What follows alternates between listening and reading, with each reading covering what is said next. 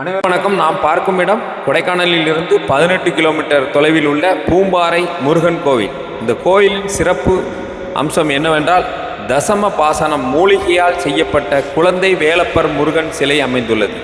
அருகில் அருணகிரிநாதரின் சிலையும் உள்ளது. இந்த கோயிலின் சிறப்பு, பல 100 ஆண்டுகளாக தேனி தேன் கொண்டு முருகருக்கு தலையில் வைக்குமாம். அதேபோல் முருகருக்கு பால் அபிஷேகம் செய்யும் போது நீல கலரில் பால் அபிஷேகம் முடிந்து வருமாம். அபூர்வமான சிலை, நல்ல காட்சி அளித்தார். அனைவரும் வருக, முருகன் அருள் பெறுக.